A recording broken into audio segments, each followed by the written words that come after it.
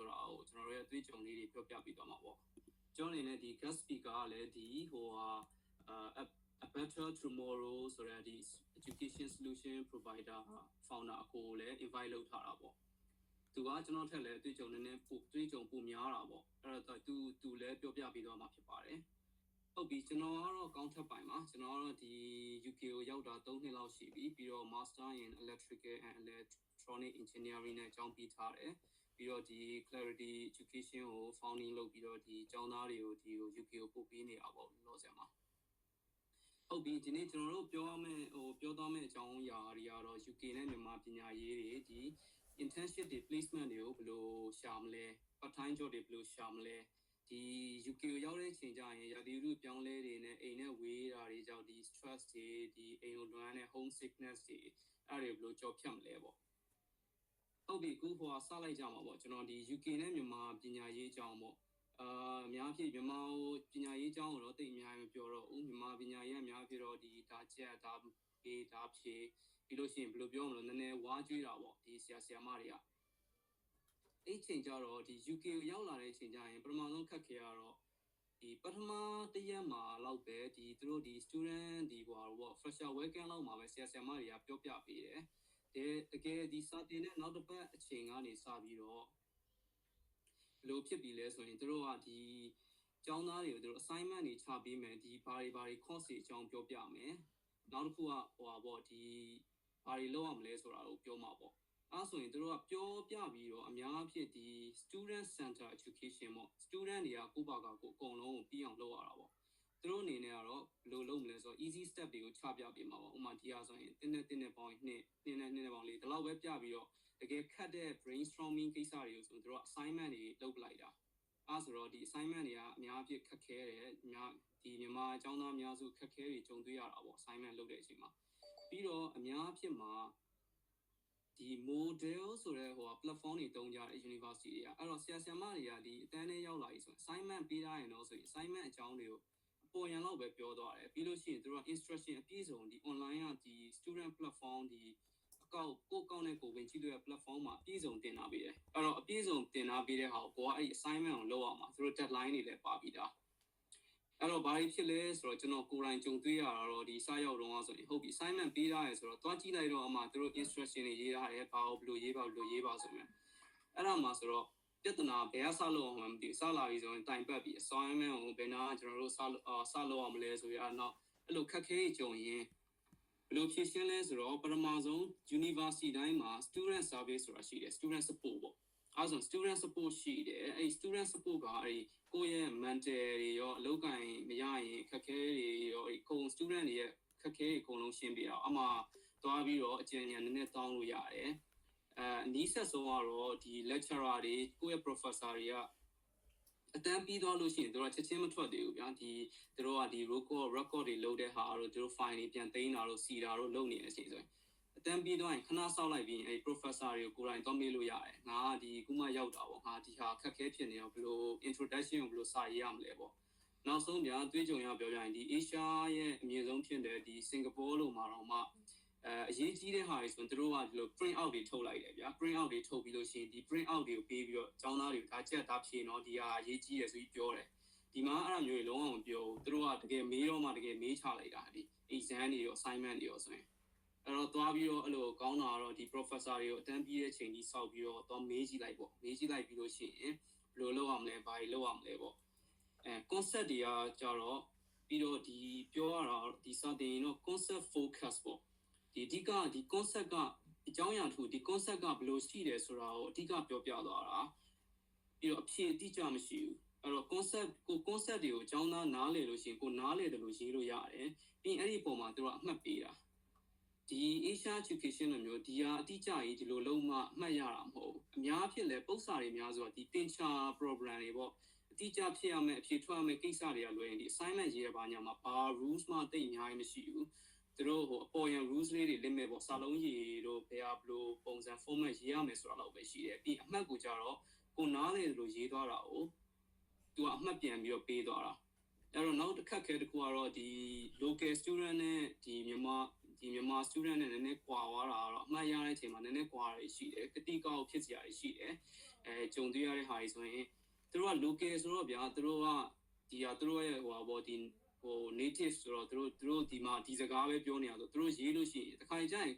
तू ကကိုယ့်လောက်နားမလဲဘူးဒီ UK student သူ့လောက်နားကိုယ့်လောက်နားမလဲပေမဲ့ assignment ရေးပြီးပြန်ရောက်လာတဲ့အချိန်ကျတော့ तू အမှတ်ပိုရနေတာရှိတယ်အဲ့ကြောင့်ဒီ language barrier ပေါ့ဗျာဒီ language barrier တွေကတော့နောက်ပိုင်းတော့ဘယ်လိုလဲဆိုတော့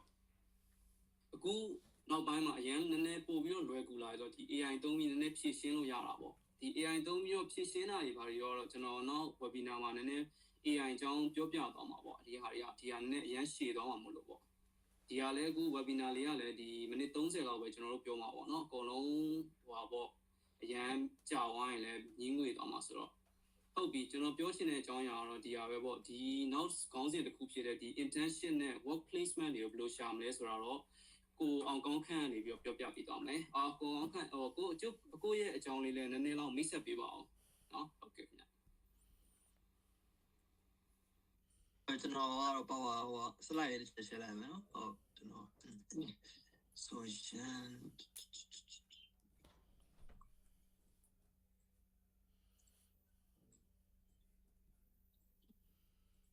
ဆိုတော့ကျွန်တော်ကတော့ဒီပေါ့ဒီကိုကောင်း campaign ရဲ့ဒီ clarity education ကနေပြီးတော့ guest speaker အနေနဲ့ဖိတ်ခေါ်လို့ပေါ့နော်ကျွန်တော်လည်းပြောချင်တာပေါ့နော်ဆိုတော့ကျွန်တော်ပြောဖြစ်တာပေါ့ကျွန်တော်နာမည်အောင်ကောင်းခိုင်းဖြစ်ပြီးတော့လက်ရှိကတော့ဒီ education အနေနဲ့ကြာတော့ကျွန်တော်ကဒီ PNP ထားတဲ့ MSc ပြီးတော့လက်ရှိမှာတော့ PhD candidate တယောက်ပေါ့နော်အဲ့တော့လက်ရှိမှာကျွန်တော်ကကျွန်တော်တင်ကြားရနော်ကိုကောင်းဟုတ်တယ်ကြားရနော်ဟုတ်ကြားတယ်ကိုဆက်ပြောလို့ရတယ်နော်ကျွန်တော်မိုက်ပေးဟုတ်ပြီအဲ့တော့အခုကလက်ရှိကကျွန်တော်က aboutပေါ့နော်a better for tomorrow ပေါ့ကျွန်တော်တို့ရပနော်နည်းနည်းခက်တဲ့ခွာတာတခုတော့ရှိတယ် so education solution provider ကမှကျွန်တော်လက်ရှိမှာတော့ဒီ administration marketing partnership ပိုင်းကျွန်တော်လုပ်နေတယ်ဆိုတော့ကျွန်တော်ကတော့ဒီ Abatro မှာတော့ကျွန်တော်2023ကနေလုပ်ပြီးတော့အဲ့ Abatro မှာတိုင်ခင်မှာကျွန်တော်ဒီ smart education မှာတော့ကျွန်တော်2020ကနေ2019လောက်ဖြစ်မှတယ်အဲ့ကနေကျွန်တော်စပြီးတော့ consultant အနေနဲ့ကျွန်တော်စဝင်လာတယ်ပေါ့နော်ဆိုတော့ကျွန်တော်ရဲ့ဒီ student animation ဘိုင်းနဲ့ပတ်သက်ပြီးတော့ကျွန်တော်အခုတည်းကတော့6နှစ်ဝင်လာပြီပေါ့နော်လောဆယ်မှာတော့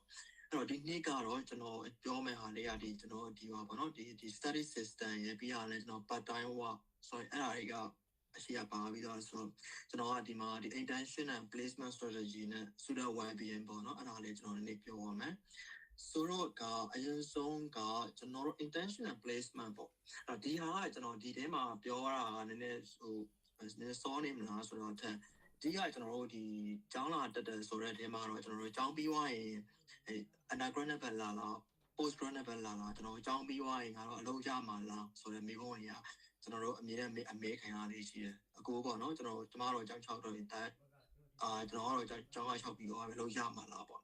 ဆိုတော့အလုပ်ကတော့တည်ရမယ်ဒီကျောင်းပြီးရဲ့ကျောင်းကဘွဲရပြီဆိုတော့အတိုင်းအလုပ်ကချက်ချင်းရမှာမဟုတ်ဘူးပေါ့အဲ့လိုနေရာမှာကျွန်တော်တို့ဒီကျောင်းဒီလိုမျိုးအလုပ်တွေကိုကျွန်တော်တို့ဘယ်လိုမျိုးပြင်ဆင်ရမလဲဆိုတော့အခက်အခဲတော့အရင်ကြီးတယ်ဘာလို့လဲဆိုတော့ကျွန်တော်တို့ရဲ့ဒီအလုပ် job hunting ကအရင် competition များတယ် UK မှာဆိုတော့အဲ့တော့ဒီနေ့မှာတော့ကျွန်တော်အဲ့ဒါနည်းနည်းပြောပါမယ်ဆိုတော့အဓိကဒါကတော့ just like a basic framework ပေါ့နော်ကျွန်တော်၄ခုရှိတာပေါ့အရင်ဆုံးကတော့ကျွန်တော် LinkedIn ပေါ့ကျွန်တော်တို့ဒီကျောင်းပြီးသွားရင်ဒီ bachelor နဲ့ပြီးသွားတယ် post graduate နဲ့ကျွန်တော်ပြီးသွားတယ်ဆိုအနည်းဆုံးကတော့ကိုရီးယား life ကဒီ professional life ကိုကျွန်တော်တို့ဝင်တဲ့ခါမှာကြာတော့ကျွန်တော်တို့ရဲ့ professional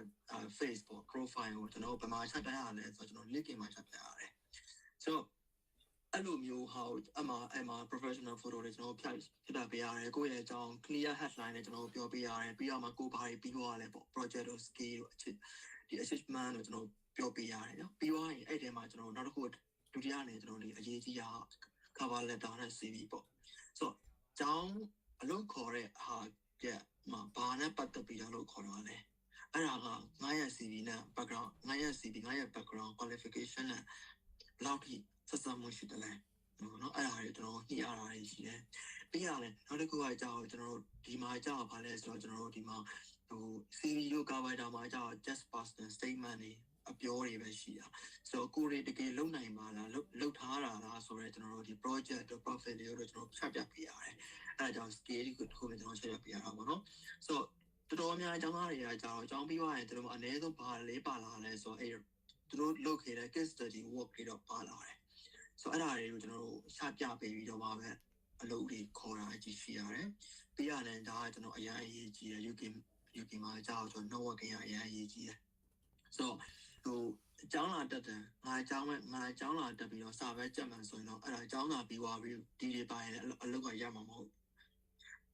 ဘာလဲဆိုတော့ကျွန်တော်တို့ကဒီ networking ကိုအရင်ရေးကြည့်တယ်။ကျောင်းလေးတက်မယ်တစ်ဖက်မှာလည်းကိုယ့်ရဲ့ network တစ်ခုကိုတိစောက်ပေးရမယ်။အဲ့လိုတိစောက်ဖို့အတွက်လည်း university တွေကသူတို့က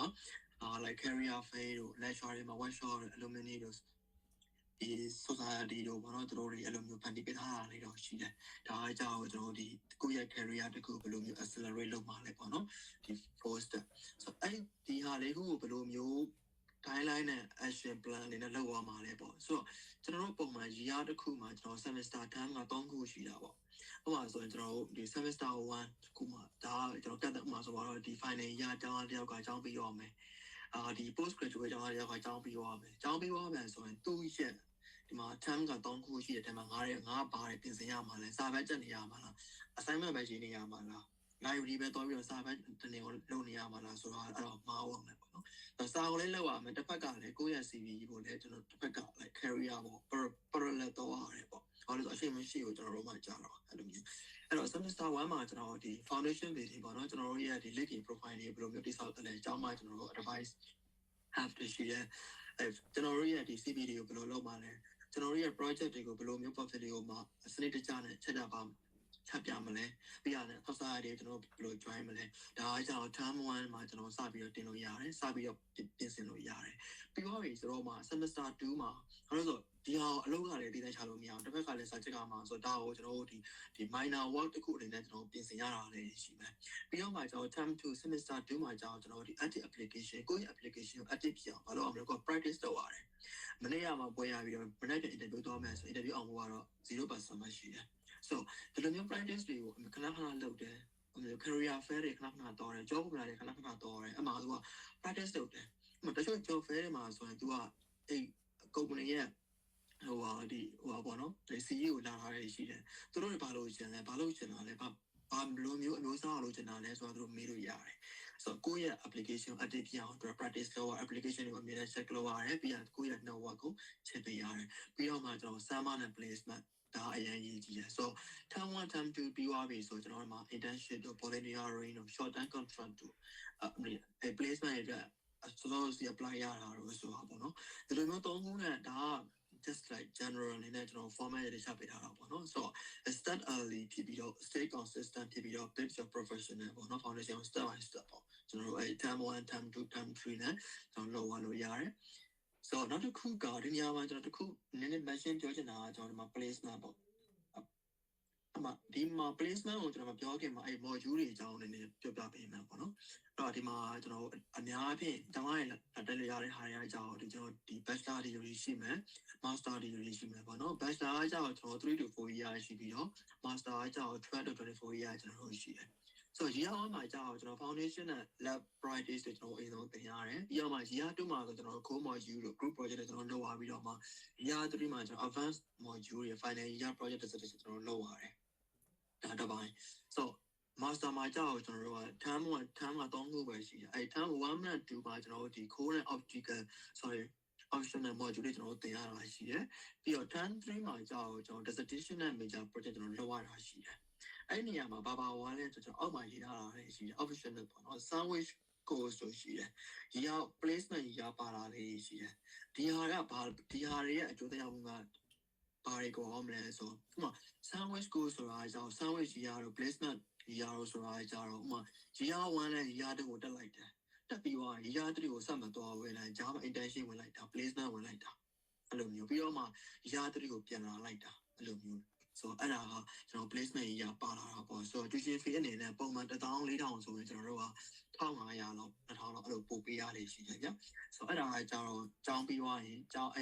ဆက်ပေးထားတဲ့ placement တွေမှာကိုယ်အလုပ်ရသွားခဲ့မှဆိုရင်အဲ့ကိုပြန်ပြီးတော့ train ပေးတဲ့သဘောတရားပေါ့ပြီးတော့ဒီဘက်မှာကျွန်တော်ဘာရှိမလဲဒီမှာစရောလေချို့ဒီ master degree ကိုကျွန်တော်ဘာပါလဲဆိုတော့ placement တွေပါတယ်အဲ့ပါတယ် user ယူလိုက်ချို့ရကြတော့ကျွန်တော်ဒီကြီးကတစ်နှစ်စာတက်ကြရတယ်ပေါ့နော် MSc Thomas MSc ကဥမာကျွန်တော် electrical engineering ပေါ့ဆိုပါဆိုအဲ့မှာ plus အဲ့တော့နှစ်ခုရှိတယ်တစ်ခုကကြောင့် placement ပါတာရှိတယ် placement မပါတာရှိတယ်ဆိုတော့ placement နဲ့ internship ကိုပြပွင့်လင်းပြောမှန်းဆိုအလုပ်မဝင်ခင်မှာကြိုပြီးတော့ကြိုတင်ပြင်ဆင်ထားတဲ့သဘောမျိုးအလုပ်တယ်လို့ကျွန်တော်တို့လည်းတစ်ဖက်ကဖြေလို့ရတယ်ဆိုတော့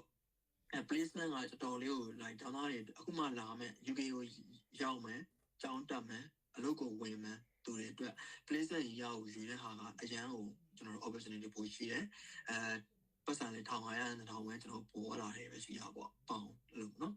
ဆိုတော့ခါမှာကျွန်တော်တို့အမှနှစ်ခုရဲ့အားနည်းချက်အားသာချက်ပေါ့ဆိုတော့ UK တကယ်လို့ UK ကအမှအခုနကပြောတယ်ကျွန်တော်ဒီမှာဒါကကြောင့် with placement ပေါ့ placement ပါတယ်ဒါကကြောင့်ကျွန်တော် placement မပါဘူးဆိုတော့ဒီမှာ placement ပါတဲ့သမားတွေကကြောင့်သူမှာကျောင်းပြီးသွားရင် work experience UK ရဲ့ work experience ကိုသူကထည့်ထားတော့ CD မှာကျွန်တော်တို့ထည့်ရတာနဲ့ strong ဖြစ်သွားမယ်ပြီးတော့ကျွန်တော်တို့အဲ့မှာအဲ့လို UK မှာအလုပ်လုပ်ပြီးသားဆိုတော့သူ့မှာအဲ့လုပ်ငန်းခွင်မှာဝင်ခဲ့တဲ့ networking reference တို့ကသူ့ဟာသူရှိထားတဲ့အခါမှာကြာတော့နောက်ထပ်အလုပ်ရှာဖို့အတွက်နည်းနည်းတော့ easy way ဖြစ်သွားမယ်ဆိုတော့ပြီးတော့ရင် real UK ရဲ့ work culture ကိုလည်းနားလည်သွားမယ်ပြီးရတယ် graduate ကျောင်းတွေကိုဘယ်လိုသွားမလဲဆိုတဲ့ pathway ကိုလည်းသူ့ဟာသူ like နည်းနည်းကျွန်တော်နားလည်ဖို့မှန်ပေါ့နော်တကယ်လို့ကျွန်တော်တို့ဒါဘယ်လောက်ဟိုပါလဲဆိုတော့ဒီလိုမျိုးကျွန်တော်တို့ဒါ like placement ကကျွန်တော်မလျှောက်ခဲ့ဘူးကျောင်းနေတာပြီးသွားတယ်ပြီးတော့ like ကျောင်းပြီးသွားပြီဆိုတော့မှကို့မှာဘာမှလည်း placement ရမရှိတော့ကျောင်းပြီးရတယ်လို့ရှာအဲ့တော့မှကိုကကောက်ကောက်မြန်စပြီးတော့အလုပ်ရှာမှာပေါ့နော်ပြီးတော့မှ pay on pay ဆိုတဲ့ဟာတွေရှိသေးတယ်ဆိုတော့ကို့မှာကြာ UK experience ကပါမလာတော့ကိုယ့်ရဲ့လုပ်ငန်းခွင်ရဲ့ company တွေကကြာကိုယ့်ခန်းတဲ့အခါမှာလည်းစဉ်းစားစရာအပိုင်းတွေရှိရပေါ့နော်ဒါကကြောင့်ကျွန်တော်ဒီ placement ရှိရတယ် placement မပါတော့ပေါ့ဒီလိုမျိုးဆိုတော့ဒါတွေကသူတို့မှာ attachment လုပ်ထားပြီးသားရှိပါတယ်ဟောဒီကိုကြတော့ကျွန်တော် UK ကိုကြားလာတက်တယ်ဆိုတော့ကျွန်တော်စာတခုပဲလာတင်တာမဟုတ်ဘူးကျွန်တော်ရဲ့ psychology ကျွန်တော်ဒီ mental ဒီတိုင်းကိုလည်းကျွန်တော်အရင်ကြီးတယ်ပေါ့နော်ဆိုတော့ကျွန်တော်ဒီ mental ကျွန်တော်ကတော့ဒီမှာ mental gain and simple system လို့ကျွန်တော်နာမည်ပေးလိုက်တယ်ပေါ့နော်ပြီးတော့မှကျွန်တော်တို့မှာပုံမှန်ဆို3ခုနဲ့ကျွန်တော်ဖြတ်ကျော်ရတယ်ဘာလို့လဲဆိုတော့ကျွန်တော်တို့ဒီကြားဦးလေးမှာနိုင်ငံခြားကိုကျောင်းဝတ်တိုင်းဘာလို့ food blogger တွေဖြစ်သွားကြတာလဲဆိုတာသူတို့အချက်ပြုတ်တဲ့အရင်များပြီးတော့မှ blogger ဖြစ်သွားတယ်လို့ကျွန်တော်ဒါဟာသားနေပြောတာပေါ့ဒါပေမဲ့အဲ့ဒီမှာ90ရာခိုင်နှုန်းကကြတော့ပြင်းဆိုတာနဲ့ကိုယ့်ရဲ့ဒီ stress ကို release လုပ်တာrelief လုပ်တာတော့အဲ့လိုလုပ်နေတယ်သူတို့ချက်ပြုတ်ကြတယ်အဲ့လိုချက်ပြုတ်ဝင်နေသူတို့ຢာကြီးတယ်ငါ blogger လုပ်ရတာပဲဆိုပြီးအဲ့ဒါကိုချက်တဲ့အကြောင်းလေးကိုအခြေတဝင်းနဲ့ဖွင့်ရင်းပြီးတော့အဲ့ဒါကို line ပေါ်တင်ပြီးတော့ blogger ဖြစ်သွားတယ်ပေါ့နော်အဲ့ဆိုဟိုနိုင်ငံခြားမှာအကြောင်းအတိုင်း food blogger ဘာလို့ဖြစ်သွားတယ်ဆိုတဲ့အကြောင်းရင်းကလည်း one of the issue ကကိုရီးယားနိုင်ငံခြားမှာတယောက်တည်းနေရတဲ့ loneliness ကို relief လုပ်တဲ့လို့ကျွန်တော်တို့ကယူဆလို့ရတယ်ဗျာဒါပေမဲ့ကျွန်တော်ကတော့ food blogger တော့မဟုတ်ဘူးပေါ့အဲ့တော့ကျွန်တော်တို့ဒီ routine တစ်ခုအနေနဲ့ကျွန်တော် daily structure တော့ကျွန်တော်ပုံမှန်ရှိရတယ်ဗျပုံမှန်အိပ်ရတယ်ပုံမှန်စားရတယ်ပုံမှန် study လုပ်ရတယ်ပြီးရတယ်ကျွန်တော်တို့ဒီတချို့ university တွေမှာကျွန်တော်ကျင်းနေရှိအားကစားတွေရှိတယ်ကျွန်တော်တို့ဒီလိုမျိုးဒီ playground တွေရှိဟိုပါပေါ့ဒီ football field တွေရှိတယ်အဲ့လိုမျိုးပေါ့နော် badminton ပေါ့မမကောင်းဆို badminton လုပ်တယ်အဲ့လိုမျိုးပေါ့ဆိုတော့တချို့တွေကြောက်ရလဲကိုဟိုပါပေါ့ဒီချို့ကြောက်ရလဲအချက်တော့ကြောက်တော့ခါတိုင်း sit morning ဖြစ်တယ် sit heavy ဖြစ်တယ်ပေါ့နော်ပုံမှန်စားဖြစ်တယ်ပြီးတော့ဒီက culture မှာစားနေရတဲ့အနောက်တိုင်းရဲ့အစားအစာတွေကကိုယ်ရဲ့ကကြောင် shock ဖြစ်သွားတာဆိုတော့ရောက်ခါစားကိုယ့်ဟာကိုယ်ပဲထမင်းလေးစားလိုက်ရင်ပိုကောင်းသလားမလားအမြဲတမ်းဘာခါစားနေလို့အဆင်မပြေတော့ဘူးနော်အဲ့လိုမျိုးဟာလေးရောက်ရှိတယ်ဆိုတော့အဲ့လိုဟာလေးကိုပုံမှန်လေး routine လေးလုပ်ရမယ်ပြီးသွားရင်ကျွန်တော်တယောက်တည်းနေလို့မရအောင်ကျွန်တော်ဒီ society တုံးမလို့ကျွန်တော် community ကို join ရတယ် Burmese community ကတော့ကျွန်တော်တို့ရှိတယ်ဒါပေမဲ့အလောက်ထိ join လို့ရတဲ့နေရာတော့ကတော့မဟုတ်ဘူးပေါ့နော်ဘာလို့လဲနိုင်ငံကအရင်ကျေတော့ကျွန်တော်တို့ကကြာအများဆုံးအားကြောင့်ကျွန်တော်အဲ့ဒီ visual တွေကလည်း join ကြရတယ်အကြံပေးနေတာကတော့ကျောင်းမှာကျွန်တော်ဟိုပါတယ်ရှိတယ် student society ရှိတယ် local community ရှိတယ်ကျွန်တော်အမှတော့ join လို့ရတယ်အဲ့လိုမျိုးပေါ့ပြီးတော့ရင်ကျွန်တော်တို့တကယ်လို့ကိုယ်ကတစ်ခုခုလိုအပ်တယ်ပေါ့နော်ဒီ student နဲ့ပတ်သက်တဲ့ support တွေလိုအပ်တယ် well-being လိုအပ်တယ် academic နဲ့ပတ်သက်တဲ့ကျွန်တော် advice လိုအပ်တယ်ဆိုရင်လည်းကျောင်းမှာကျွန်တော်ရှိတယ်ဆိုတော့ဟိုမှာတခါတော့ကြာရင်ကျွန်တော် assignment ရေးလိုက်တယ် stress တွေများတယ် deadline ကမရှိတော့ဘူးအဲဆိုရင် deadline extension လုပ်ဖို့အတွက်အဲ့လိုမျိုးပေါ့ဆိုတော့ကိုယ့်ဘက်ကစောစောစီပြောတယ်ဆိုရင်တို့ဘက်ကကိုညီပေးတဲ့ဘန်းတွေရှိတာပေါ့နော်ဆိုတော့ like ကျွန်တော်တို့ကကိုယ့်ကိုအရင် like motivation အရင်ပေးနေစရာမလိုပုံမှန်လေး routine တစ်ခုနဲ့ keep moving forward လုပ်သွားရင်တော့ဒီတောင်းသားအများစုခံစားရလေးရှိတဲ့ mental gain နဲ့ဒီ mental health ကိုတော့ကျွန်တော်ဒီဟိုကိုယ့်အကို self reward ပြောမှာပေါ့နော်ဆိုတော့ဒီကတော့ကျွန်တော်ဒီနေ့ကဘာဖြစ်တဲ့အကြောင်းလေးပေါ့နော်ဆိုတော့အဲ့ဒါအတွက်ဆိုတော့ဒါကကြတော့ကျွန်တော်ဒီ placement ပါဝါမယ်ကျွန်တော်ဒီ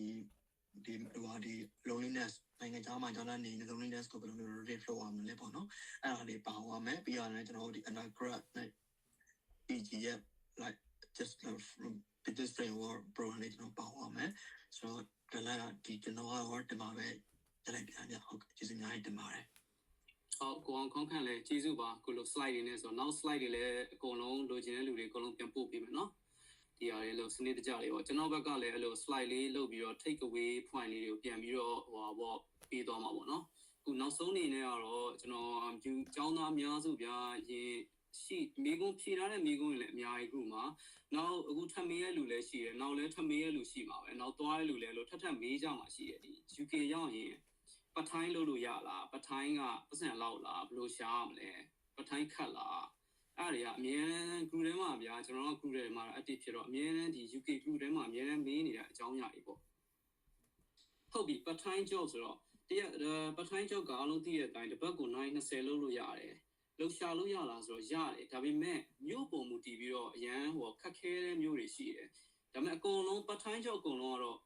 မလွယ်ဘူးလို့ပဲရဖို့မလွယ်ဘူးလို့ပဲပြောရမှာပေါ့အဲ့လိုဘာလို့ဆိုတော့ဒီတိုင်းကြီးကိုကထိုင်နေနေတော့ပထိုင်း job ကြရောက်မလာဘူးကိုလိုက်လျှောက်ရမယ်ပြီးလို့ရှိရင် connection တွေအကိုအောင်ကောင်းခန့်ပြောရတဲ့အတိုင်း networking နည်းနည်းတည်ဆောက်အောင်မယ်ပထိုင်း job အတွက်လည်းအဲ့လိုမျိုးမှအဆင်ပြေမှာပေါ့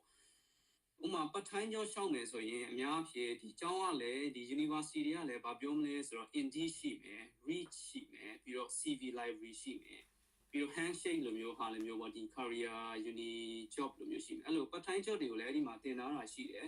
Indeed ဆိုရင်တော့နာမည်ကြီးဆုံးများမြို့တိုင်းမှာပထိုင်း job ယာနဲ့ချီပြီးတင်ထားတယ် London ဆိုလဲယာနဲ့ချီဒီ Manchester ဆိုလဲယာနဲ့ချီရှိတယ်ကိုယ်လုံးရှောက်မယ်ဆိုလဲကိုယ့်ရဲ့ CV form ရှိတယ်ကိုယ့်ရဲ့ info phone number ဖြည့်လိုက်တာနဲ့9မိနစ်တွင် click လုပ်ရင်ရှောက်လို့ရပြီဗျာဟုတ်ပြီအဲ့ဒါကတော့ရမ်းလွယ်ပြီးတော့ကောင်းတာပေါ့ဗျာဒါပေမဲ့အားနည်းချက်ကတော့ကိုတစ်ခေါက်ရှောက်မယ်ဆိုရင်9မိနစ်ပဲကြာတဲ့အတွက်လူတိုင်းဗျာ UK ရောက်တဲ့လူတိုင်းလုံးတက်တာပဲဗျာအကုန်လုံးကဖုန်းရှိရင်ရှောက်လို့ရတယ်အကုန်ရှောက်ကြတော့ job application form တစ်ခုတင်လိုက်တာနဲ့ application ကတရက်တည်းကို200 300လောက်ကြီးရောက်လာဆိုကိုကတကယ် fit ဖြစ်တဲ့ role ဖြစ်ရင်တော့မှကိုအဲ့ဒီ HR အဲ့ဒီအယောက်200တဲ့ကသူတို့ရွေးရတော့မှာကိုရအောင်ရွေးရတော့မှာအဲ့တော့ chance ကလိုနည်းသွားတယ်ဗျာကျွန်တော်တွေးကြုံရဆိုရင်ကျွန်တော်တည်တဲ့ Sunderland ညီမလေးရှိတယ်ဒီ Newcastle ဘက်ကရှိတယ်ပြီးတော့ဒီCambridge ရှိမယ်ပေါ့ဒီသူတို့အလုပ်ကအဲ့လိုရဖို့ဆိုရင်အလုပ်ကိုအဲ့လို Indeed ကနေရှောက်တာအလုပ်600လောက်ရှောက်ရတယ်ပြောတယ်ခု600လောက်ရှောက်ရတယ်အဲ့လိုမျိုးပေါ့အဲ့လို serious ပေါ့အလုပ်600လောက်ရှောက်မှာအဲ့ဒါအလုပ်2ခု3ခုက interview ခေါ်ပြီးတော့အလုပ်ရသွားကြတာကျွန်တော်ကတော့အဲ့ဒါမပြောတော့ဘူးကျွန်တော်ကတော့လွယ်တဲ့ဟာပြောပြမယ်ကျွန်တော်ရဲ့အတွေ့အကြုံပြောပြမယ်ဟုတ်ပြီကျွန်တော်ရဲ့အတွေ့အကြုံကတော့ဒီကိုကရောက်လာလို့ရှိရင် UK မှာ activity တွေရှိတယ်ဟိုဟာဒီဟိုဟာတွေပေါ့ဒီ university ရဲ့စီစဉ်ပေးတဲ့ဒီ fair တွေရှိတယ်ဒီ activity တွေရှိတယ်အကုန်လုံးကဗျာဝင်ကြီးမရှိဘူးဗျာအကုန်လုံး free ပဲဗျာနောက်ဆုံးဆိုတော့ဥပမာပြောရရင် chess class ကွာ chess class တာရှိတယ်ပြီးရင် me and talk တို့ပါတော့chess class ကကို chess မကစားလို့ဆိုလဲကိုကအဲ့ဒီအချိန်မှာအားတယ်ဆိုရင်တွား join တင်တယ် free ရတဲ့ဟာရှိတယ်အချိန်ပေးပြီးတော့တွားလို့ရှိရင်အနည်းဆုံးအမှအဲ့ဒီ class ကလူတွေတွေ့မယ်တငယ်ချင်းတွေရမယ်အဲ့လိုမျိုး networking ကိုအဲ့လိုမျိုးတည်ဆောက်အောင်မယ်ဗျာ introvert ဖြစ်နေလို့မရအောင်ဗျာကျွန်တော်ဆိုလဲကျွန်တော်ကလူတွေအများကြီးတဲ့စကားမျိုးကျွန်တော်ပေါင်းတင်ရခက်တယ်မှာပြီးမှာဒါပေမဲ့ဒီရောက်တော့ကျတော့ကိုယ့်အကိုအဲ့လိုနေလို့ရှိရင်ထားနဲ့နေမရဘူးဗျာလိုက်ပြီးတော့အပေါင်းတင်ရှိမှရမှာဗျာအပေါင်းတင်မရှိရင်ဘာမှဆက်လုပ်လို့မရဘူးဗျာအဲ့တော့အဲ့လိုဘာ activity ပဲဖြစ်ဖြစ်တစ်ခုဆိုရင်ကိုစာတင်ချိန်နဲ့မတိုင်ရင်တွားလိုက်ဗျာအဲ့တော့နောက်ဆုံးတငယ်ချင်းတွေရလာပြီဗျာအဲ့လိုမျိုးတငယ်ချင်းတွေရလာပြီဆိုအဲ့ဒီတငယ်ချင်းတွေထဲမှာလုံးနေတဲ့လူတွေလည်းရှိမှာပဲပထိုင်းကျော်လုံးနေတဲ့လူရှိမယ်ကာရီယာလုံးနေတဲ့လူရှိမယ်အဲ့လိုလူတွေနဲ့တွေ့လို့ရှိရင်ခင်သွားပြီးလို့ရှိရင်တို့မေးပြီးတော့မင်းတို့ရဲ့အလုပ်မှာလူလိုလားဒီအလုပ်ကဘလို့နေထားမင်းဘလို့ရခဲ့တာလေဘာလဲဆိုပြီးတော့မေးပြီးတော့ကိုယ်တိုင်အဲ့လိုသူအဲ့လိုပေါ့ personal network အနေနဲ့တွားမှာဗျအဲ့ဆိုရင်အဲ့လိုရပြီးလို့ရှိရင်ရေးကြည့်တဲ့ချက်ကသူလုံးနေတဲ့ manager ဒါမှမဟုတ် HR တို့ရဲ့ email phone number တစ်ခုရအောင်အဲ့လိုတောင်းကြည့်ရမယ်အဲ့လို email phone number တစ်ခုရလို့ရှိရင်ကိုဆက်လုပ်လို့ရပြီဗျာကျွန်တော်ရဲ့အတွေ့အကြုံကျွန်တော် ARU စတက်တုန်းကကျွန်တော်အလုပ်မရှိဘူးကျွန်တော်က table tennis ကစားတာဝါသနာပါတယ်အဲ့တော့ကစားရင်းနဲ့အဲ့ကျွန်တော်ရဲ့အဲ့ junior ပေါ့အကြောင်းတစ်ကြောင်းချင်း class လည်းမတူဘူးဒါပေမဲ့ငယ်တဲ့ junior bachelor တက်နေတဲ့ junior လေး junior တယောက်နဲ့ခင်သွားတယ်ဗျာကစားရင်းခင်သွားဆိုသူကတနေ့ကျကစားရင်းနဲ့အလုပ်သွားသေးရှိတယ်ဟောဘယ်လိုလုပ်နေတာလဲပေါ့ကျွန်တော်တို့ရဲ့ ARU အကြောင်းမှာ ARU temp job ဆိုတာရှိတယ် temp job ဆိုတာဒီ part time job တွေကိုတင်ပေးတဲ့ platform တစ်ခုရှိတယ် သူကအဲ့ဒီကနေအလုပ်လုပ်နေရပါအဲ့ဒီ job လေးလုပ်နေဟောငါလေးစိတ်ဝင်စားတယ်လို့လုပ်ပြီးပါလားဆိုတော့အဲ့ဒါနဲ့ချက်ချင်းပဲအဲ့ကျွန်တော်ရောက်တာ2ပတ်3ပတ်ပဲရှိသေးတယ်ချက်ချင်းအဲ့ तू အဲ့ဆိုငါဒီ HR ကိုမေးပေးမယ်ဆိုပြီးတော့ तू ကမေးပေးတယ်မေးပေးပြီးတော့အဲ့ဒါနဲ့စင်ပြေတော့ကျွန်တော်3ပတ်လောက်ပဲရှိသေးတယ်ဗျာ UK ရောက်တော့3ပတ်4ပတ်နဲ့ဗျာအဲ့ဒါပတ်ထိုင်းကြောနဲ့အဲ့ဒါသူ့နဲ့လိုက်သွားပြီးတော့အဲ့အလုပ်အမှတစ်ခေါက်လုပ်လိုက်အောင်အမှလုပ်လိုက်ပြီးသွားပြီမဲ့ဘာတစ်ခုကျွန်တော်တွေ့ကြံခဲ့လဲဆိုအဲ့ HR ဒီအလုပ်တွေကိုစီစဉ်ပေးတဲ့ HR ပေါ့သူ့နာမည်က Sam D ပေါ့ Sam D သူ့ရဲ့ email ကိုကျွန်တော်ရသွားတယ်အဲ့တော့ကျွန်တော်တို့ ARU platform မှာအလုပ်တင်ပြီဆိုရင်တို့အလုပ်တွေကိုဒီ temp job ပေါ့ part time job တွေတို့ platform ပေါ်တင်တယ် platform ပေါ်တင်ရင်ကျောင်းသားတိုင်းရှောက်လို့ရတယ်ဗျာအဲ့တော့ platform မှာအလုပ်တစ်ခုတင်ပြီဆိုရင်ကျောင်းသားတိုင်းရှောက်တယ်ကျောင်းလုံးကဗျာကျောင်းသားထောင်နဲ့ကြီးရှိရဗျာအဲ့ application တွေကဗျာလူတိုင်းအလုပ်ကတော့လူတိုင်းလုပ်ချင်တာပဲဗျာအဲ့တော့ရှောက်ကြတယ်ဗျာအဲ့ဆိုရင်ကျွန်တော်ကဘာလုပ်လဲဆိုတော့တော့ပိုင်းကျွန်တော်ကအဲ့ job တစ်ခုတင်ထားပြီဆိုရင်ကျွန်တော်အချိန်နဲ့လည်းလွတ်တယ်ကျွန်တော်လည်းအားရတယ်ဆိုဥမာထားပါတော့သူတို့က graduation ceremony အတွက်ဒီအဝါမှာပေါ့အဲ့ကျူလိုမျိုးလိုတယ်ဗျာနောက်တစ်ခုဆိုရင်ဒီနောက် catering ပေါ့ဒီလူတွေကိုကျွေးမွေးဖို့တက်လို့သူတို့ကိုကြိုက်တဲ့ job တွေရွေးလို့ရအဲ့လိုပြီးငါဒီဟာလုပ်ချင်တယ်ပေါ့ငါအားရတယ်ဆိုရင်ကျွန်တော်ကအဲ့ဒါကို screenshot ယူပြီးတော့အဲ့ Sandy စီကိုတိုက်ရိုက် email ပို့လိုက်တာ Sandy လို့ငါဒါလုပ်ချင်တယ်လို့မင်းရှိလုပ်ရှိလားပေါ့လုပ်ရှိလားဆိုအဲ့ဒါဆိုရင် तू က yes ဆိုရင် yes ပေါ့ no ဆိုလည်း no အဲ့ဆို तू ကပြောဟာဒီမနှက်ဖြန်တော့မရှိတော့ဘူးဒါမဲ့ဒီတစ်ပတ်ခါမှာဒီနောက်12နာရီဆိုင်ကနေကွာ तू ကလူ3ယောက်လောက်လို့ဒီအဲ့ဒါမင်းလုပ်မလားဆိုအဲ့ဆို okay ပြီးသွားလို့ရှိရင်ပြီးသွားဗျာကျွန်တော်နဲ့အဲ့လိုအဲ့ဒါကိုယ့်ရဲ့ connection တစ်ခုတိဆောက်လိုက်တာပဲဗျာအဲ့ကျွန်တော်အလုပ်လုပ်တာဗျာအဲ့လိုခက်ခဲမရှိဘူးဗျာတိလား post တင်တိုင်းဗျာကျွန်တော်အားရတဲ့အချိန်ဆိုအဲ့တော့ကြည့်ပြီးလို့ရှိရင်ကျွန်တော်ကသူ့ screenshot ရိုက်ပြီးတော့ email တိုက်ရိုက်ပို့တယ်ဗျာကိုကလည်းကိုယ့်ဘက်နေနဲ့ကလည်းအချိန်တိကျရမယ်ပြောထားပြီးလုပ်ရမယ်ဗျာအဲ့ဆိုရင်သူတို့ကလည်းဒီ randomly ဗျာဒီចောင်းသားအယောက်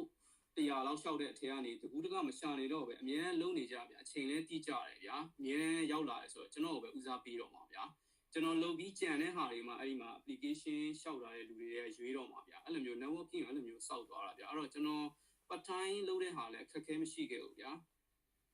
အဲ့လိုဆောင်ရင်းနေဆိုတော့အဲ့ဒီဟာလေးကိုတော့အဓိကပြောချင်တာပေါ့ဒီ part time job လုပ်ရင်ကိုယ့်အကို online ကရှောက်တာလဲရှောက်ပေါ့ဒါပေမဲ့အဲ့လို connection တစ်ခုတည်ဆောက်ဖို့လိုတယ်ဒီ HR တွေကိုထားရပြောဖို့လိုတယ်နောက်ဆုံးဗျာ company မှာအလုပ်ရှောက်ပြီးဆိုရင်တော့မှ Indeed မှာတွားကြည့်လိုက်ဒီ company ထားပါတော့ဒီ electrical engineer နဲ့ကျွန်တော်ထားပါတော့ဒီ telecom တခုက company ကခေါ်တယ်ဆိုရင်အဲ့ဒီ telecom ဒီ India တိုက်ရိုက်ရှောက်မယ်ဆိုအဲ့ဒီ telecom company ရဲ့ website ကိုတွားပြီးတော့အဲ့ website မှာ email တွေပါရှိလားတွားကြည့်အဲ့ဒီကနေတိုက်ရိုက်ရှောက်တာကောင်းတယ်နောက်ဆုံးအဲ့ဒီ website မှာဘယ်သူတင်ထားလဲဆိုတဲ့နာမည်ကိုကြည့်ဒါ trick လေးတစ်ခုနော်အဲ့ခုန brother အကောင့်ခန့်ပြောသွားတဲ့ဟာတစ်ခုရှိရဲ့ဒီ LinkedIn profile အဲ့ LinkedIn profile ကသူတို့ professional တော်တော်များများရှိအဲ့ဒါဆိုတင်ထားတဲ့လူရဲ့နာမည်ကိုကြည့်လိုက်အဲ့တင်ထားတဲ့လူရဲ့နာမည်ကို LinkedIn မှာခောက်လိုက်ပြီး company နာမည်ထည့်ခောက်လိုက် 80-90% of the time ပေါ့ဒီအများစုအဖြစ်ဆိုဒီပေါ်လာလိမ့်မယ်အဲ့ဒီလူကဘယ်သူဆိုတာချက်ချင်း LinkedIn မှာပေါ်လာလိမ့်မယ်အဲ့ LinkedIn မှာသူ့ကို friend request ပို့ပြီးတော့သူ့ personally တော့ပြောလို့ရတယ်အဲ့လို personal connection ပေါ့ငါဒီလို့ရန်စိတ်ဝင်စားတယ်ငါ့ကိုဒီဟာအတွက်လူရှိတယ်လားမျိုးဘယ်လိုခေါ်တာလဲပါလဲဆိုရင်သူ့ personal တော့ပြောလို့ရှိရင် LinkedIn ကဆိုပြန်ဖြေတာများကြတယ်အဲ့လိုမျိုး connection တိဆောက်တာဗျာ LinkedIn ဆိုတဲ့အတိုင်း brother ကိုအောင်ကောင်းခန့်ပြောရတဲ့အတိုင်းကိုက LinkedIn profile တခုတိဆောက်ထားလို့ရှိရင် तू ကလည်းတကူးတကကြီးလိုက်ပြီးတော့ကွာပြန်ရှာနေကြမလို့တော့ဗျာ तू ကကို profile ထောက်ကြည့်လိုက်မယ်ဗျာဟုတ်ပြီဗျာကျွန်တော်ကောင်းထပ်ပိုင်ပေါ့ဗျာဒါ electrical engineer experience 3နှစ်ရှိတဲ့ဒီ company မှာလုပ်ဖူးရဲပါဆိုရင် तू ကကြည့်ပြီးလို့ရှိရင်ဟာဒီဆိုးကြိုက်တယ်ကွာငါ့ကိုလည်းလာပြောနေရပဲဆိုရင် तू ကစကားပြောရင်အဲ့လိုအလုပ်ရသွားတဲ့ chance ကအများများတယ်ဗျာကျွန်တော်အဓိကပြောချင်တာအဲ့ part time job ရှာရင်အဲ့လိုမျိုးပုံစံလေးကိုကသူများထက်ဘယ်လို stand out ဖြစ်မလဲပေါ့အဲ့လိုမျိုးရှာတာကအရင် effective ဖြစ်တယ်ပြီးတော့အလုပ်ရကြတယ်အဲ့ဒါကိုပြောချင်တာပေါ့ဥစားပေးပြီးတော့ကဲဒီနေ့ webinar လေးတော့ကျွန်တော်ဒီမှာပဲဆုံးသက်ချင်တယ်အဲ့တော့ကျွန်တော်တို့ Q&A ပေါ့Q&A question လေးဆိုတော့ဒီမေးစရာရှိတာလေးအခုစပြီးတော့ကျွန်တော်2ယောက်လုံးမေးလို့ရပါပြီခင်ဗျာကျေးဇူးပါ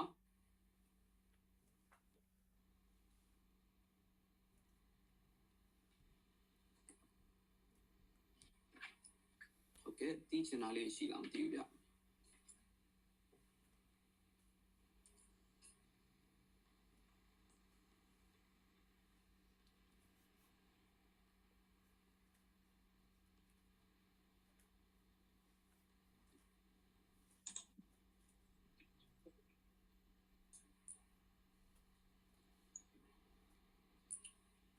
ကိုရောထပ်ဖြည့်စရာရှိသေးလားကိုအောင်ကောင်းခန့်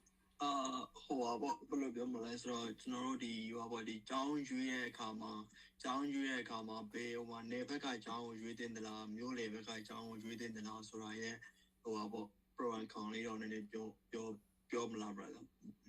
အဲ့ဒါဆိုတော့ကျွန်တော်တို့ဒီမှာဥပမာပေါ့ဒီ London City မှာရှိတဲ့ကျောင်းဒီတက္ကသိုလ်တွေက UK မှာတက္ကသိုလ်တွေကအများကြီးရှိရပေါ့နော်အဲ့ဒီထဲမှာ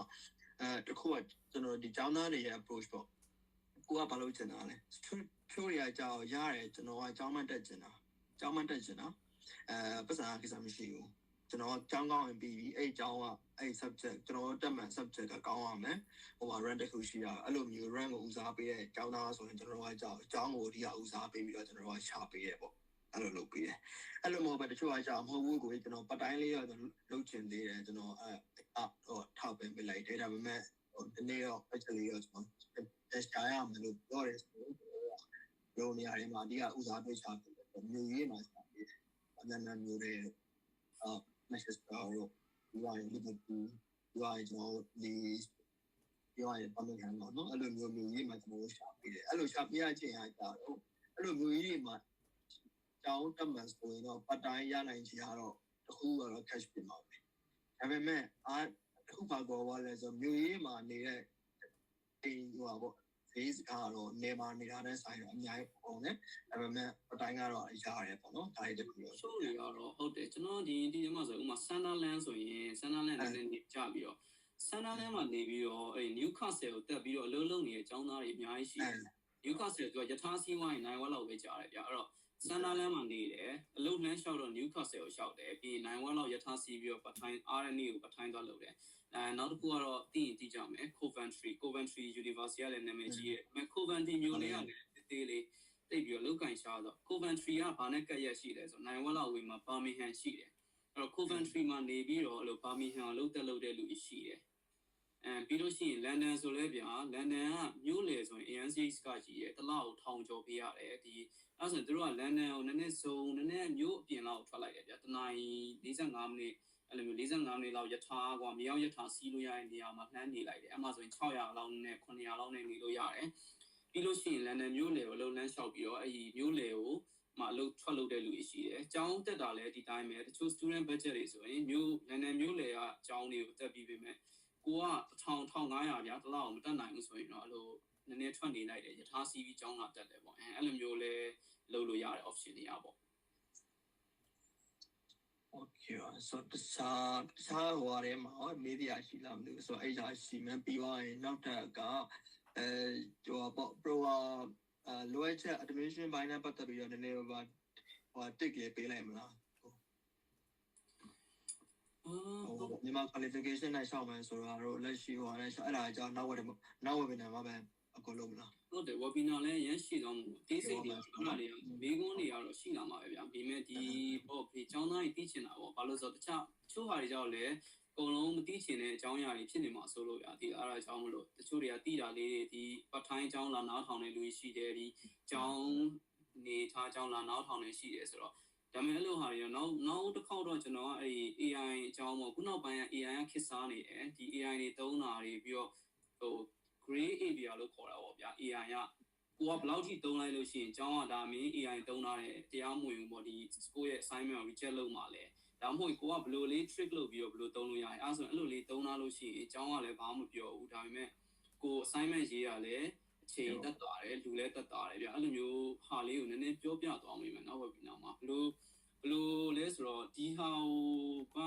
သုံးမှအဆင်ပြေမှာဘာလို့လဲဆိုတော့ကိုက assignmentလာရေးတာဆိုပေမဲ့ကိုအဓိကဘွဲလာယူပြီးအလုပ်လုပ်တာဗျာကိုရဲ့ရွယ်ချက်ဘွဲလာယူတာအလုပ်လာလုပ်တာဗျာဒီ assignment ကြီးနဲ့ကိုအချိန်ကြီးကုန်သွားလို့ရှိရင်ဒီကိုရဲ့ဘေးမှာ career တည်ဆောက်တာတော့ဒီ job fair တွေသွားတာတော့ဒါမှမဟုတ်ကိုရဲ့ဗျာ social အချိန် networking အချိန်တွေအကုန်သွားလိမ့်မယ်ဗျာ assignment ကြီး စာပြီးတာပေါ့ဗျာမြန်မာလိုပြောရင်ကိုကစာတော့ပြီးနေလို့မရအောင်ဒီမှာကျတော့ဒီမှာနိုင်ငံတစ်ဖြစ်ပြီးတော့ဒီစနစ်တွေလည်းလုံးဝမတူဘူးကိုကစာတော့ပြီးနေလို့ရှိရင်တခြားဟာတွေအကုန်ထိခိုက်ကုန်မှာဗျာအကုန်လုံးလို့ building ကအခါလဲလို့ parallel ပေါ့အကုန်လုံးဒီ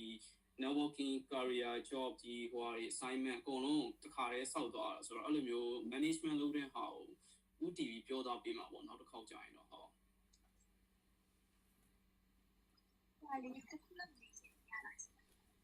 ဟုတ်ကဲ့မိုင်လေးနဲ့အတန်နဲ့ကြည်ကြည်လေးပြောပေးပါလားဟုတ်ကဲ့ဟုတ်ဒီမှာလေး话嘞，你妈阿姑的是开出来菜呢吧喏，那的开出来毕业大部分应该开出来的年呢，就是他的那大妈某种是奖品嘛，所以哦，不老老就定就是他留下来的，哎呀，就是。OK，ကျောင်းပြီးမှဆိုရင်အဓိကအရေးကြီးဆုံးအမြင်ပြင်ဆင်ရမှာတော့အင်္ဂလိပ်စာပေါ့အင်္ဂလိပ်စာပြင်ဆင်ရမယ်ဒီဟာကျောင်းပြီးသွားလို့ရှိတာနဲ့စပြင်ဆင်တာတော့အကောင်းဆုံးပဲ6လတစ်နှစ်လောက်ကြိုပြီးပြင်ဆင်လို့ရှိရင်ကိုကအကုန်သက်တာတယ်ဗျာ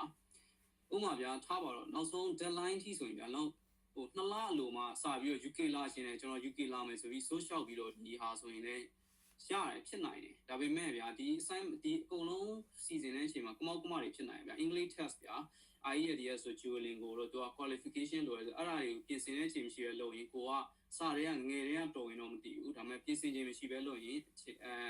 အမှတ်လိုသွားတာရှိတယ် course တွေမမီတာမရှိမယ်ဒီ requirement မမီလို့ကိုတက်ချင်တဲ့ဟာကိုမတက်လိုက်ရတာ university ရှိမယ်ဗျာဒါတွေမှီသွားပြီးတော့အကုန်လုံးအဆင်ပြေတယ်ဆိုရင်တော့ဒီ processing တွေကအကိုတို့က UK မှာ process လုပ်တဲ့အချိန်ကနေဆိုရင်ဟိုရန်ကုန်မှာညဗျာနေညဆိုတော့အများပြောရင်အများတရက်တော့နောက်ကျနေရဗျာအဲ့တော့နည်းနည်းလေးအဲ့ဒီမှာ process ရှည်သွားတဲ့အချိန်မှာကိုကဒီမနေ့ပြန်နောက်တစ်ပတ်မှာ January အခု January 20မှာဖွင့်မဲ့ဟာကို January 9လောက်မှာအကုန်လုံးပြီးဆုံးသွားရဆိုရင်လင်းလက်မဝယ်ရမယ်အခန်းရှာရမယ်အဲ့ဆိုရင်အဲ့မှာပြဿနာတွေကထပ်တက်လာပြန်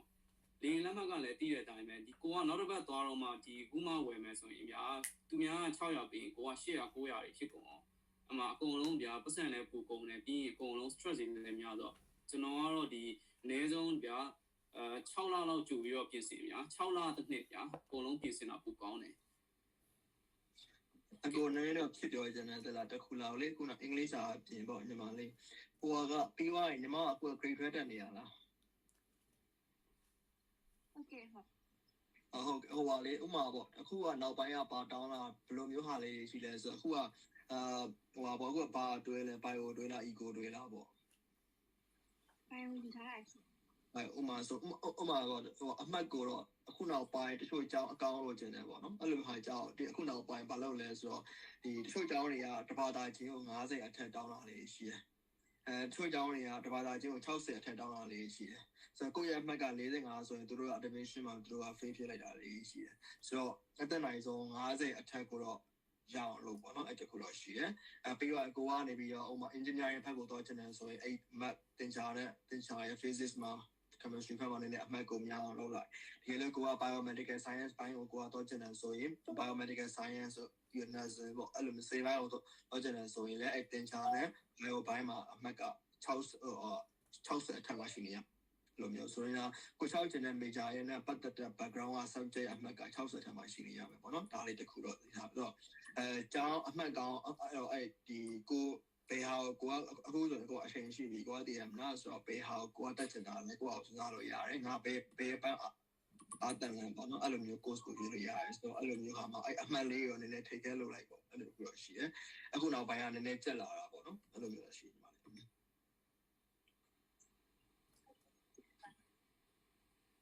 ဟုတ်ကျေးဇူးပါဟုတ်ကဲ့ဟိုကတော့တခြားကျောင်းသူကျောင်းသားတွေကျောင်းသက်ချင်တဲ့လူမိဘတွေကလည်းဟိုမေးလို့ရရင်နော်မေးစရာရှိလို့ရှိရင်လည်း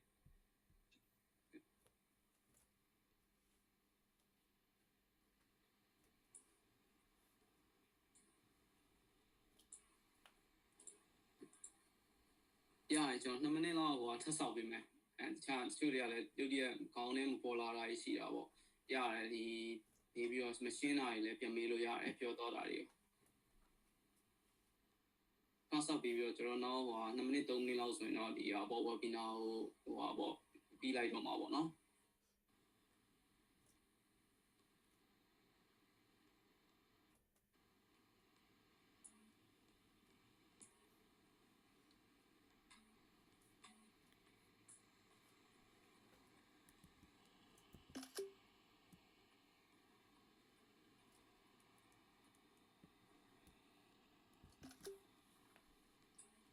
နောက်တော့မှလည်းလူမေးများတဲ့မေးခွန်းတွေကဘယ်လိုလဲဆိုတော့မိဘတွေအနေနဲ့ဆိုရင်ဒီပေါ့ UK မှာတယောက်တည်းဒီပို့ထားတာစိတ်ချလားဆိုတဲ့ဟာလည်းရှိတယ်အဲ့တော့ UK မှာတော့ safe ကတော့ရမ်းဖြစ်ပါတယ်အကုန်လုံးဒီ healthcare insurance တွေပါတယ်အကုန်လုံးအစ ပေးတာအတွက်ဟိုပါပေါ့ safe ဟွာဖြစ်ပါတယ်ပြီးတော့ဟိုအများအဖြစ်ဒီ16နှစ်အောက်တွေလည်းလာလို့ရတယ်ဗျာ16နှစ်အောက်ဆိုလည်းသူတို့ကဒီ Guardian ဒီမှာရှိတယ်ပါတယ်အကုန်လုံးဗျာဟို16နှစ်အောက်ဆိုရင်ဒီ university ဆိုလည်းသူတို့ဒီ college ဆိုလည်း college ရဲ့ accommodation မှာပဲပေးနေတာတို့ဘာတော့ဒီဥမာတယောက်ယောက်ကိုလာကြိုမယ်ဆိုရင်တော့မှဗျာဒီသူ့ရဲ့လာကြိုတဲ့လူရဲ့ဖုန်းနံပါတ် driving license ဒီနာမည်တွေအကုန်လုံး information တွေပြည့်စုံမှသူတို့ကလက်ထဲထည့်ပေးတာဗျာအကုန်လုံးပြီးထွက်ချင်ဝင်ချင်နေတဲ့အကုန်လုံး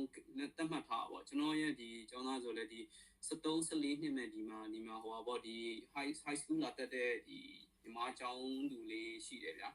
သူဆိုလည်းဥမာကျွန်တော်တစ်ခေါက်ဆိုလည်းကျွန်တော် airport သွားကြုံမယ်ဆိုလည်းကျွန်တော်ရဲ့ driving license ကိုတောင်းကြည့်တယ်ကျွန်တော်ရဲ့ info တွေတောင်းကြည့်တယ်သူ့အိမ်ကလည်းသူ့နေကလည်းဒီကျောင်းကိုကြိုပြီးတော့ပြောထားတယ်ဒီချိန်မှာလာကြိုတယ်အဲ့ဒါမှကျွန်တော်ကသွားကြိုလို့ရတာ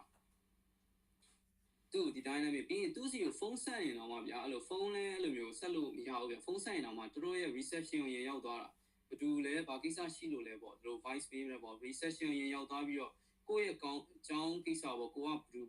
နဲ့တွေ့ရှင်လို့ပါလို့ပြောမှတို့ဖုန်းလိုင်းကိုလွှဲပေးတာပေါ့အဲ့လိုမျိုး safety ဘက်ကတော့ဒီကလေးငယ်တွေအတွက်လည်းဟိုပေါ့ session နဲ့မပြည့်သေးသူတွေလည်းပဲ safe ဖြစ်တယ် session နဲ့ပြည့်ပြီးတော့တဲ့လူတွေလည်းဒီဘယ်လိုပြောရမလဲဒီ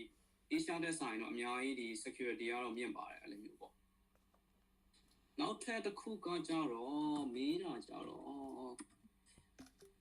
ဒီပေါ့ကျောင်းပြီးသွားရင်အလုပ်ဆက်လုပ်လို့ရလားဘယ်လို visa တွေကဘယ်လိုရှိလဲဆိုတော့ဒီ2026နှစ်ကုန်အထိကိုတော့ဒီ graduate visa ဆိုရင်ဒီ post graduate visa လို့ခေါ်တယ်ကျောင်းပြီးသွားရင်2နှစ်ဒီ visa ထပ် extend လုပ်ပြီးအဲ့2နှစ်အတွင်းမှာအလုပ်ရှာတဲ့ visa ကိုထပ်လျှောက်လို့ရတယ်ဒီမှာအလုပ်ရှာလို့ရတယ်ပေါ့ဟိုကိုပြောသွားတဲ့အတိုင်းပဲဒီအလုပ်ရှာလို့ရဆိုရင်အဲ့2နှစ် visa စရမှအလုပ်ရှာမယ်ဆိုရင်အရန်ခက်ခဲတယ်စလာတဲ့ကကိုကဒီကိုကျောင်းစသက်တဲ့က career တစ်ခုကိုဒီဆောက် networking တစ်ခုကိုဒီဆောက်ထားပြီးကျောင်းပြီးတဲ့အချိန်မှာအဲ့ဒီ visa ကိုပြောင်းလိုက်ပြီးတော့အလုပ်တွေရှာမယ်ဆိုရင်အဲ့ဒါ success rate အများကြီးမြင့်တာပေါ့ချို့တွေကကွာတက်စီအကန့်ခွဲလိုက်ရရှိငါကျောင်းတက်မယ်ဆိုကျောင်းမဲ့တက်မယ်ဆိုကျောင်းတက်တယ်ကျောင်းပြီးတော့အလုပ်ရှာတဲ့ visa ပြောင်းတဲ့အချိန်မှာငါအခုအလုပ်စရှာမယ်ဆိုပြီးရှာလို့ရှိရင်နောက်ကျသွားတာရှိတယ်အဲ့တော့ဒီ visa ကိုလည်းအဲ့လိုမျိုးရရှိတယ်ပေါ့အလုပ်လုပ်တဲ့ visa ရှိပြီမယ်ဒီဟာကိုသုံးတာလေကိုသုံးချတတ်ဖို့လိုတယ်ပေါ့အဲ့ဒါလေးပြောပြချင်တာပေါ့နော်